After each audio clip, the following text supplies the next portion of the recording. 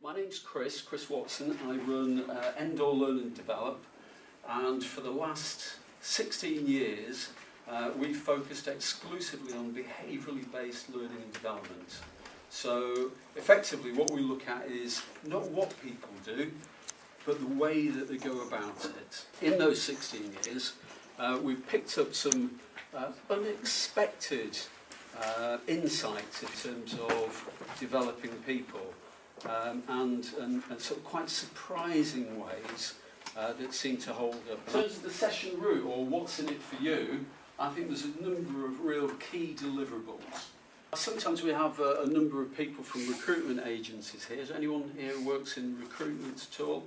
Fantastic. I have to be very careful then. I'll have to remember this, but I'm going to challenge recruitment professionals and indeed managers and anyone that is involved in sort of recruitment and selection activities, and see whether or not you can really be objective, identify the best people for a defined role, and I'm going to put a big question mark over that as to whether or not that's possible, or perhaps whether or not it's worthwhile. It is possible to be objective, and it is possible to be rational, and we're all capable of making informed decisions. And we certainly think, yes, I definitely am, and I pride myself on that ability to do so. I think recruitment, if we look at recruitment, has got a lot more evidence-based in the last sort of 30 years.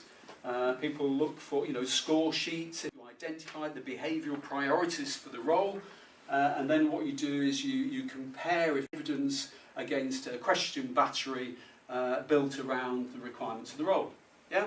And then what you do is you tot up the scores, and then assuming they've met the minimum criteria, you can differentiate between a number of able candidates. Okay, that's the way that happens quite often. However, people have lost sight of some research that you will know about, but you will never have picked up where it comes from. And that is research by Douglas Mackenzie Davey, who was an occupational psychologist who died fairly recently. There was a lovely obituary, half page in The Independent about him, about what a genuinely lovely guy this chap was, liked by everyone that met him, and he is unknowingly famous for a piece of research that you will know of. And what that was, in the late 70s, we saw the rise of competency-based interviewing. Competency-based interviewing is what I've just described, whereby you look at the competencies for the role, you sort of assess people against those role requirements, and then you come to an objective decision based on the results of that interview. And he thought, right, what I'm going to do, just check that actually this is worthwhile, I'm going to get the best in class. And so he worked with some senior headhunters, really experienced in their field. They really were best in class. He got a handful of these skilled recruiters, all being trained in CBI, competency-based interviewing, and he said, one thing for me in the next week, when you're doing your thing, okay, when you're interviewing and you're recruiting and ultimately, hopefully, you're going to appoint, can you just keep this little pad by your notes? And all the pad had was 3 boxes. And what he asked them to do, in the first 2 minutes, when they first meet someone, and they sit down and they welcome them in, hi, nice to meet you, and just a ticker across as to whether or not you think, actually, I think this is going to go really well. I think this could be look sharp, yeah, nice glasses, bit of personality with the socks, yeah, like that. So yeah, I can see it's going on well.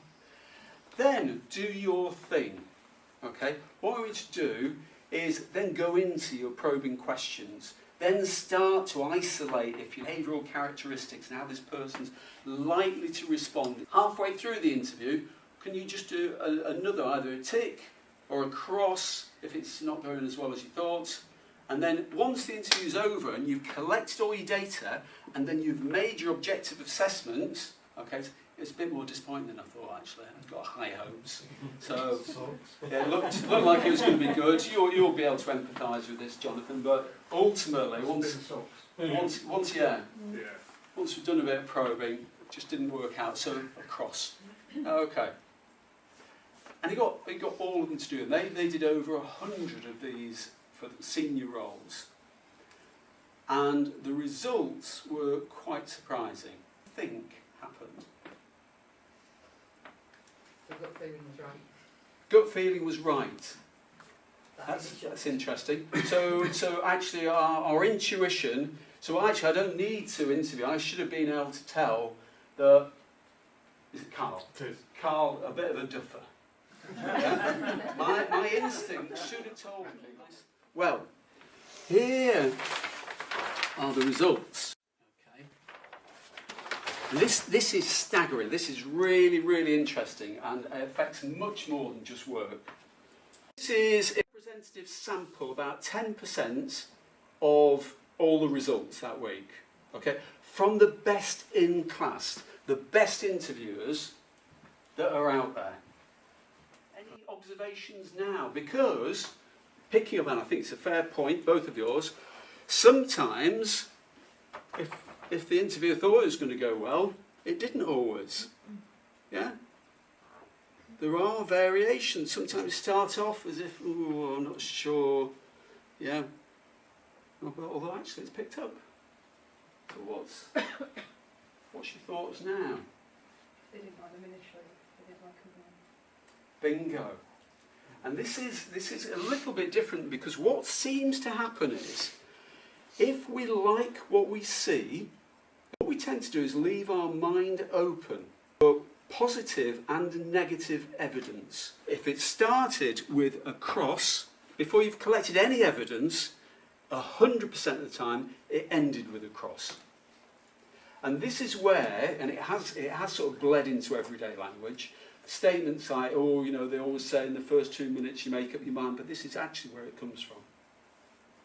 Now, there's massive consequences for this, obviously. There's consequences about people you don't get on with at work. Because what Douglas Mackenzie Davies says is that what seems to happen is, when something, you know, we see something we like, we keep our mind open for, you know, we might still end up disliking them, yeah, or not going ahead with them, or not being positively influenced by them, but it is an open situation. When we dislike, or we're sort of thinking this isn't going to go well, what we tend to do is we look for evidence to reinforce our original thoughts. Even if the evidence is exactly the same as the person that's just been offered a job that was sat here 10 minutes ago. Yeah? Why though? This is what's more interesting. Why? Why does that phenomenon happen? Because this is why it's so hard to change, and it doesn't matter how scientific you try and be, this is what you've got to really challenge.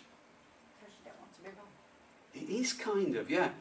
Actually, what I'm throwing into the mix here, all my experience and skills as a professional, top drawer, competency-based interviewer, yeah, and I headhunt for some of the biggest companies in the world, yeah. So if I keep doing this, no good, yeah, no good, all right. Oh, actually, tick, mentally, and I consistently do another one. Oh, actually, they ended up being quite good. What am I saying about my own abilities and skills as an interviewer? Yeah, or my ability to read people, or my sense of, you know, my intuition and my ability to sort of draw, you know, what's going on. So you're not likely, because what you have to do to make this a tick, evidence aside, is you have to say, you're not very good at this, especially if you keep having to do that. So for convenience and to keep your sense of identity intact and self-esteem, you never do. And you'll think it can't be that, but that's the hypothesis anyway. Bear in mind with people that you work with, that when they first came in you didn't, you know, something about them didn't gel with or whatever, because you're on the hunt for more evidence to prove that you're right about them. just to say many thanks for today. I do have, as you'd expect on something like this, some glorious, lovely copies of, highly discounted following the CMI's support, of Upskill. And I've certainly enjoyed spending an hour and a half with you all. And thanks for your contributions. Thank you.